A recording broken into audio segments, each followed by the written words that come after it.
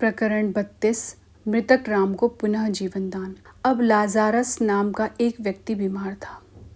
जब ईसा मसीह ने यह सुना तो उन्होंने कहा, यह बीमारी मृत्यु की नहीं है परंतु परमेश्वर की महिमा के लिए है, जिससे परमेश्वर के पुत्र की महिमा हो सके। एक सुहानी सुबह श्री युक्तेश्वर जी श्री रामपुर के अपने आश्रम की बालकनी में बैठकर ईसाई धर्म ग्रंथ पर भाष्य कर रहे थे। गुरुदेव के कुछ अन्य शिष्यों के अतिरिक्त मैं भी रांची के अपने छात्रों के एक दल के साथ वहां उपस्थित था। यहाँ ईसा मसीह स्वयं को परमेश्वर का पुत्र कह रहे हैं, यद्यपि वे वास्तव में ईश्वर के साथ एक रूप थे। तथापि यहाँ इस बात के उल्लेख को वैयक्तिकता से परे एक गहन अर्थ निहित है, मेरे गुरुदेव समझा रहे थे।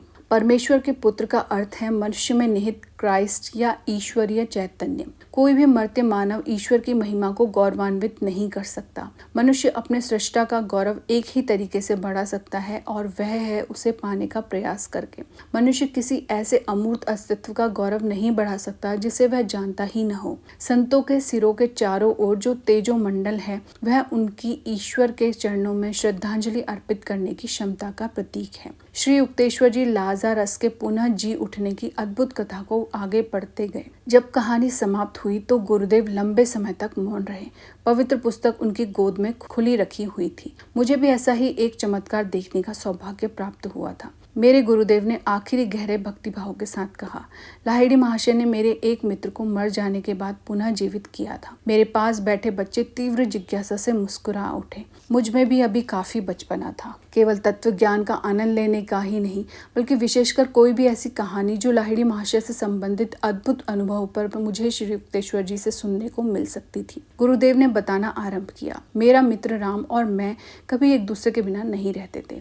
वह स्वभाव से बड़ा शर्मीला और एकांत प्रिय था। इसलिए हमारे गुरु लाहिड़ी महाशय के पास केवल मध्य रात्रि और प्रभात के बीच के समय ही जाना पसंद करता था, जब दिन में आने वाले भक्तों के समान भीड़ नहीं होती थी।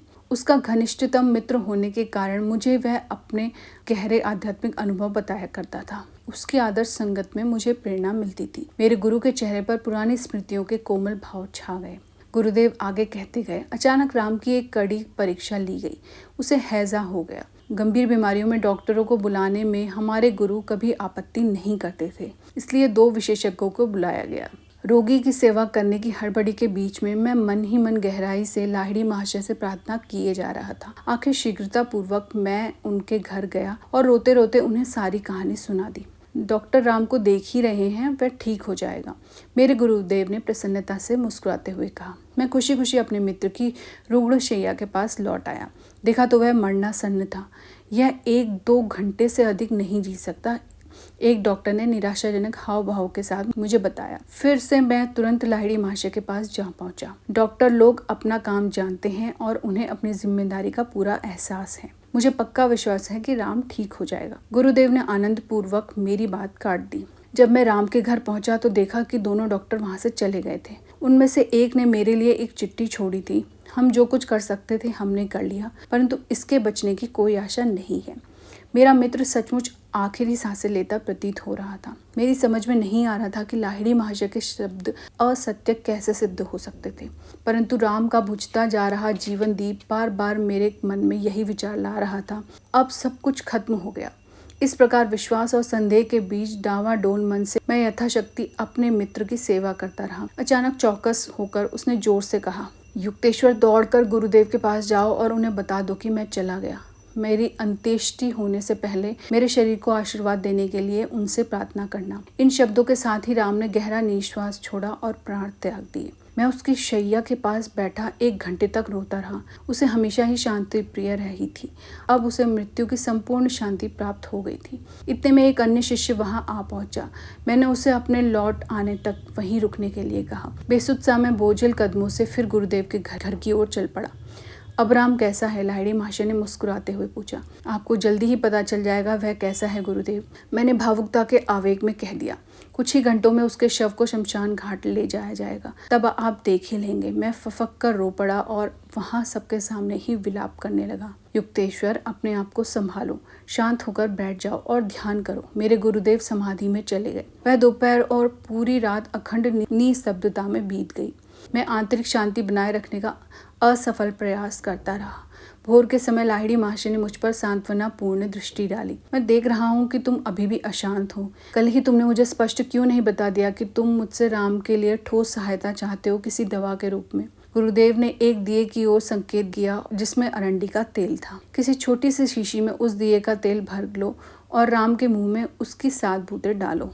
मैंने प्रतिवाद सूचक स्वर में कहा, गुरुदेव वह कल दोपहर से मृत पड़ा है, अब इस तेल से क्या लाभ। उसकी चिंता मत करो, केवल मैं जो कह रहा हूँ वह करो। मेरे गुरुदेव का प्रसन्न भाव मेरी समझ में नहीं आ रहा था। मैं अभी तक शोक की भीषण वेदना से व्यथित था। थोड़ा सा तेल निकालकर मैं राम के घर की ओर चल पड़ा। मेरे मित्र का मृत शरीर सख्त हो गया था। उसकी भयंकर अवस्था की ओर ध्यान न देते हुए मैंने अपने दाहिने हाथ की तर्जनी से उसके होंठ खोले और बाएं हाथ से शीशी के ढक्कन की सहायता से किसी प्रकार बूंद बूंद तेल उसके पक्के बैठे दांतों पर डालने लगा। जैसे ही 7वीं बूंद ने उसके ठंडे होठों का स्पर्श किया, राम का शरीर जोर से कांपने लगा। सिर से पांव तक उसकी सारी मांसपेशियां कांपती रही और वह आश्चर्य करता हुआ उठ बैठा। मैंने प्रखर प्रकाश में लाहिड़ी महाशय को देखा। वह चीख पड़ा। वे सूर्य की भांति चमक रहे थे। उठो, निद्रा त्याग दो। उन्होंने मुझे आदेश दिया, युक्तेश्वर के साथ मुझसे मिलने आओ। जब मैंने राम को उठकर अपने हाथों से कपड़े पहनते देखा और उस मरणांतक बीमारी के बाद भी हमारे गुरु के घर की ओर चलने की शक्ति उसमें आ गई थी, तो मैं अपनी आंखों पर विश्वास नहीं कर सका। वहां पहुंचकर राम ने लाहिड़ी महाशय को साष्टांग प्रणाम किया। उसकी आंखों से कृतज्ञता के आंसू बह रहे थे। गुरुदेव को भी अत्यधिक आनंद हो रहा था। मेरी ओर शरारती आंखों से देखते हुए उन्होंने कहा, युक्तेश्वर अब तो निश्चय ही तुम हमेशा अपने पास अरंडी के तेल की बोतल रखोगे। जब भी किसी मृत व्यक्ति को देखो तो उसके मुंह में वह तेल डाल देना, क्योंकि अरंडी के तेल की 7 बूंदें अवश्य ही यमराज की शक्ति को निष्क्रिय करने के लिए पर्याप्त है। गुरुजी, आप मेरा मजाक उड़ा रहे हैं। मैं समझा नहीं। कृपा कर मेरी भूल का स्वरूप समझा दीजिए। मैंने 2 बार तुमसे कहा कि राम ठीक हो जाएगा, फिर भी तुमने मुझ पर पूरा विश्वास नहीं किया। लाहिड़ी महाशय समझाने लगे। मेरे कहने का यह अर्थ नहीं था कि डॉक्टर उसे ठीक कर पाएंगे। मैंने केवल इतना ही कहा था कि वे उसे देख रहे हैं। मैं डॉक्टरों के कार्य में हस्तक्षेप नहीं करना चाहता था। आखिर उन्हें भी तो जीविका कमानी है। इसके बाद आनंद से भरे स्वर में मेरे गुरु ने कहा, सदा याद रखोगे, सर्वशक्तिमान परमात्मा किसी को भी ठीक कर सकते हैं, डॉक्टर हो या न हो। मुझे अपनी भूल समझ आ गई है। मैंने पश्चाताप के साथ स्वीकार किया। अब मेरी समझ में आ गया कि आपका एक साधारण सा शब्द भी पूरे ब्रह्मांड के लिए बाध्यकारी है। श्री युक्तेश्वर जी की यह रोमांचकारी कहानी जैसे ही पूरी हुई, राज्य के एक बच्चे ने उनसे प्रश्न पूछा जो बच्चे के मुख से स्वाभाविक ही था। उसने पूछा, महाराज, आपके गुरुदेव ने अरंडी का तेल ही क्यों भेजा? तेल देने का कोई विशेष अर्थ नहीं था बेटा। मैंने कोई प्रत्यक्ष वस्तु चाही थी, इसलिए लाहिड़ी महाशय ने पास में पड़ा तेल ही दे दिया, जो मुझ में अधिक विश्वास जगाने के लिए एक वस्तुगत प्रतीक मात्र था। गुरुदेव ने राम को इसलिए मर जाने दिया क्योंकि मैंने आंशिक संदेह किया था, परंतु वे जानते थे कि जब उन्होंने कह दिया था तो राम ठीक होकर ही रहेगा, चाहे उन्हें उसे मृत्यु के बाद ही क्यों न ठीक करना पड़े, जो साधारणतया अंतिम बीमारी होती है। श्री युक्तेश्वर जी ने बच्चों को बाहर भेज दिया और मुझे अपने चरणों के पास रखे कंबल के एक आसन पर बैठने का संकेत दिया। असाधारण गंभीरता के साथ उन्होंने कहा, योगानंद, तुम जन्म से ही लाहिड़ी महाशय के शिष्यों से घिरे रहे हो। महान गुरु ने अपना महिमामय जीवन कुछ हद तक एकांत में ही जिया और अपनी शिक्षाओं पर आधारित कोई संस्था या संगठन बनाने की अनुमति अपने अनुयायियों को देने से वे निरंतर इनकार करते रहे। फिर भी उन्होंने एक महत्वपूर्ण भविष्यवाणी की थी। उन्होंने कहा था, पश्चिम में योग के प्रति गहरी रुचि पैदा होने के कारण मेरे देहत्याग के 50 वर्ष बाद मेरा एक जीवन चरित्र लिखा जाएगा। योग का संदेश सारे विश्व में फैल जाएगा। इससे सभी के एकमात्र परमपिता की प्रत्यक्ष अनुभूति पर आधारित एकता के कारण मानव जाति में विश्व बंधुत्व स्थापित होने में सहायता होगी। श्री युक्तेश्वर जी ने आगे कहा, मेरे पुत्र योगानंद, उस संदेश को फैलाने में और उस पवित्र जीवन चरित्र को लिखने में तुम्हें अवश्य अपने हिस्से का कार्य करना होगा। 1895 में लाहिड़ी महाशय ने देह त्याग दिया। 1945 में उनके देह त्याग के 50 वर्ष पूरे हुए। उसी वर्ष यह पुस्तक पूरी हुई। यह संयोग देखकर मैं आश्चर्यचकित हुए बिना नहीं रह सकता कि 1945 के वर्ष के साथ ही क्रांतिकारी आणविक शक्तियों का नया युग भी आरंभ हुआ। सभी विचारशील मनुष्यों का ध्यान शांति और विश्व बंधुत्व की अत्यंत महत्वपूर्ण समस्याओं की ओर अभूतपूर्व व्यग्रता के साथ लग गया है कि कहीं ऐसा न हो कि भौतिक बल के निरंतर प्रयोग से समस्याओं के साथ साथ मानव जाति का ही अंत हो जाए। मनुष्य की सारी उपलब्धियों का काल या बम के कारण नामो निशान मिट जाए, तब भी सूर्य अपनी दिशा नहीं बदलेगा और तारे भी अपने अपने स्थान पर रहकर पृथ्वी को देखते रहेंगे। सृष्टि नियम को स्थगित नहीं किया जा सकता और न ही उसे बदला जा सकता है। मनुष्य के लिए बेहतर यही होगा कि वह उसके अनुसार जीना सीखे। पूरा ब्रह्मांड जहाँ बल प्रदर्शन के विरुद्ध है, सूर्य भी जहाँ तारागणों के साथ कोई युद्ध छिड़े बिना उन्हें अपने स्वल्प प्रकाश को प्रकट करने का अवसर देने के लिए यथा समय आकाश से हट जाता है, वहाँ हमारे बल प्रदर्शन से लाभ ही क्या होने वाला है? क्या उससे कोई शांति उत्पन्न हो जाएगी? सृष्टि का आधार क्रूरता नहीं, सद्भावना है। शांति सद्भावना में जीने वाली मानव जाति ही विजयश्री के अनंत फलों का रसस्वादन कर सकेगी, जो अपने स्वाद में रक्त सिंचित भूमि में उत्पन्न किसी भी फल से कहीं अधिक मधुर होंगे। मानव हृदयों का अनाम स्वाभाविक संग ही प्रभावी राष्ट्र संघ बन सकेगा। इस जगत के दुखों को दूर करने के लिए जिन व्यापक सहानुभूतियों की और गहराई में देख पाने वाली दृष्टि की आवश्यकता है, वह केवल मानव जाति की विविधता के बौद्धिक आकलन से नहीं, बल्कि मानव जाति की सबसे गहरी एकता, ईश्वर के साथ संबंध के ज्ञान से आएगी। विश्व बंधुत्व द्वारा शांति की स्थापना संसार का सर्वोच्च आदर्श है। इस आदर्श को मूर्त रूप देने के लिए योग का, जो ईश्वर के साथ व्यक्तिगत संपर्क साधने का विज्ञान है, समय के साथ सारे विश्व में समस्त लोगों तक प्रसार हो। भारत की संस्कृति अन्य किसी भी देश की संस्कृति से कहीं अधिक प्राचीन है। फिर भी बहुत कम इतिहासकारों ने इस बात की ओर ध्यान दिया है कि उसका अभी तक सुरक्षित रहना कोई संयोग मात्र नहीं है, बल्कि पीढ़ी दर पीढ़ी भारत ने अपने महापुरुषों के माध्यम से जो सनातन सत्य प्रस्तुत किए हैं, उनके प्रति भक्ति का तर्क शुद्ध परिणाम है। युग युगांतरों से निरंतर विकारहीन अस्तित्व बनाए रखकर काल की चुनौती का किसी भी देश की अपेक्षा केवल भारत ने ही सर्वोत्तम उत्तर दिया है। विस्मृति की गर्त में विलुप्त होने से भारत जो बच गया है, इस प्रकाश में देखें तो बाइबल में दी गई अब्राहम की कहानी को भी नया अर्थ मिल जाता है। बाइबल में कहा गया है कि अब्राहम ने प्रभु से प्रार्थना की कि सोडोम शहर में यदि 10 पुण्यात्मा भी मिल जाएं तो वे उस शहर को बख्श दें। इस पर प्रभु ने उत्तर दिया, ऐसे 10 लोग भी मिल जाएं तो मैं उस शहर को नष्ट नहीं करूंगा। कभी भारत के समकालीन रहे शक्तिशाली राष्ट्रों के साम्राज्य जो युद्ध कलाओं में निपुण थे, अब मिट चुके हैं। प्राचीन मिस्र, बेबीलोनिया, यूनान, रोम।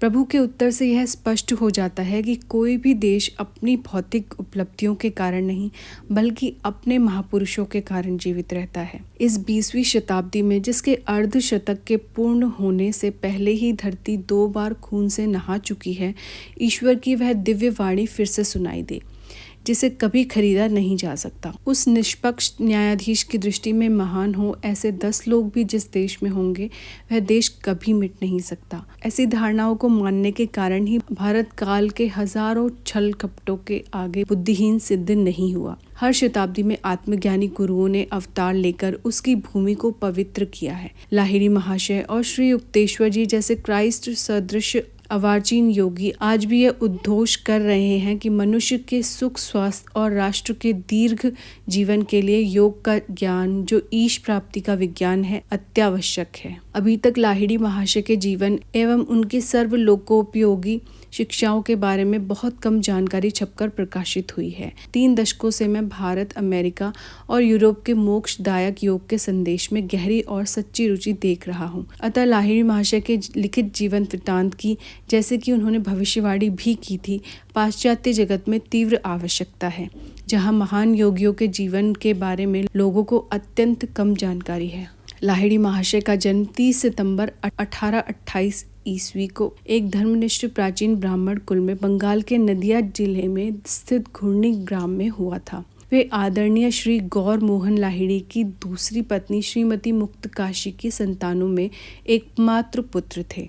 पहली पत्नी का 3 पुत्रों को जन्म देने के पश्चात एक तीर्थ यात्रा के दौरान देहांत हो गया था। उनके बचपन में ही उनकी माता का भी देहांत हो गया।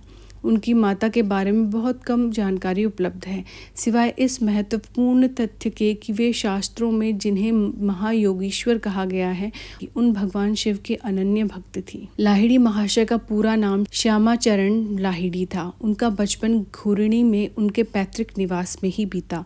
3-4 वर्ष की आयु में ही वे प्रायः बालू में केवल सिर बाहर और अन्य सारा शरीर बालू के अंदर रखते हुए एक विशिष्ट योगासन में बैठे दिखाई देते थे। 1833 ईस्वी में गांव के निकट से बहती जलंगी नदी ने अपना मार्ग बदल दिया और वह गंगा में विलीन हो गई। उसके मार्ग परिवर्तन के कारण लाहिड़ी परिवार की सारी जमीन जायदाद नष्ट हो गई। घर के साथ लाहिड़ी परिवार द्वारा प्रतिष्ठित शिव मंदिर भी नदी के गर्भ में समा गया। एक भक्त ने उफनते जल में से शिव की प्रस्तर प्रतिमा को बचाया और उसे एक नए मंदिर में रख दिया, जो अब घुर्नी शिव मंदिर के नाम से विख्यात है। श्री गौरमोहन लाहिड़ी घुर्नी को छोड़कर सपरिवार काशी में जा बसे। वहां उन्होंने शीघ्र ही एक शिव मंदिर की स्थापना की। वैदिक धर्म के अनुसार नित्य पूजा पाठ, दान धर्म, शास्त्राध्ययन आदि उनके घर में होता था। वे न्यायपरायण तथा उदार दृष्टिकोण वाले व्यक्ति थे। आधुनिक विचारधारा की उपयोगिता की वे अवहेलना नहीं करते थे। बालक लाहिड़ी ने काशी की पाठशालाओं में हिंदी और उर्दू की पढ़ाई की। उन्होंने जय नारायण घोषाल के विद्यालय में संस्कृत, बंगाली, फ्रेंच तथा अंग्रेजी की शिक्षा प्राप्त की। वेदों का वे गहरा अध्ययन करते थे और विद्वान ब्राह्मणों की शास्त्र चर्चाओं को मन लगाकर सुनते थे। इन विद्वानों में एक महाराष्ट्रीय पंडित श्री नागभट्ट भी थे। श्यामाचरण दयालु, विनम्र और साहसी बच्चा था, जो अपने सभी साथियों में अत्यंत लोकप्रिय था। उसका शरीर सुडौल, स्वस्थ तथा बलिष्ठ था। तैराकी तथा शारीरिक दक्षता के अनेक कार्यों में वह निष्णात था। सन 1846 में श्री देव नारायण सान्याल की सुपुत्री काशीमणि के साथ श्यामाचरण लाहिड़ी का विवाह हुआ। काशीमणि देवी एक आदर्श भारतीय गृहिणी थी, जो अपने गृह कर्तव्यों का और अतिथि सेवा तथा दरिद्र नारायण सेवा के अपने गृहस्थ धर्म का प्रसन्नतापूर्वक पालन करती थी। इस विवाह से 3 कौड़ी और 2 कौड़ी नाम के 2 संतवत पुत्रों का तथा 2 पुत्रियों का जन्म हुआ। 1851 में 23 वर्ष की आयु में लाहिड़ी महाशय ब्रिटिश सरकार के मिलिट्री इंजीनियरिंग विभाग में लेखापाल के पद पर नियुक्त हुए। अपने सेवा काल में अनेक बार उनकी पदोन्नति हुई। इस प्रकार न केवल ईश्वर की आंखों में ही वे सिद्ध पुरुष थे, बल्कि इस छोटे से मानवीय नाटक में भी उन्होंने सफलता प्राप्त की थी, जिसमें वे एक साधारण ऑफिस कर्मचारी की भूमिका अदा कर रहे थे। मिलिट्री इंजीनियरिंग विभाग ने भिन्न भिन्न समय पर गाजीपुर, मिर्जापुर, नैनीताल, दानापुर तथा वाराणसी में उनका स्थानांतरण किया। पिता की मृत्यु के बाद युवा लाहिड़ी महाशय ने पूरे परिवार का सारा दायित्व अपने ऊपर ले लिया। परिवार के लिए उन्होंने काशी में भीड़ भाड़ से दूर गरुड़ेश्वर मोहल्ले में एक घर खरीद लिया। लाहिड़ी महाशय के जीवन के 33वें वर्ष में उस उद्देश्य की पूर्ति हुई जिसके लिए उन्होंने इस धरा पर पुनः जन्म लिया था। हिमालय में रानीखेत के पास उनकी मुलाकात अपने महान गुरु बाबा जी से हुई और उन्हें क्रियायोग की दीक्षा मिली। वह पवित्र घटना केवल लाहिड़ी महाशय के साथ ही नहीं घटी, बल्कि पूरे मानव जाति के लिए वह अत्यंत पवित्र क्षण था। योग की लुप्त हुई या दीर्घ काल तक अज्ञात रही सर्वोच्च विद्या पुनः प्रकाश में लाई गई। पौराणिक कथा में जिस प्रकार गंगा ने स्वर्ग से पृथ्वी पर उतरकर अपने त्रिशातुर भक्त भगीरथ को अपने दिव्य जल से संतुष्ट किया, उसी प्रकार 1861 में क्रिया योग रूपी दिव्य सरिता हिमालय की गुफाओं से मनुष्यों की कोलाहल भरी बस्तियों की ओर चली। प्रकरण 32 संपूर्ण।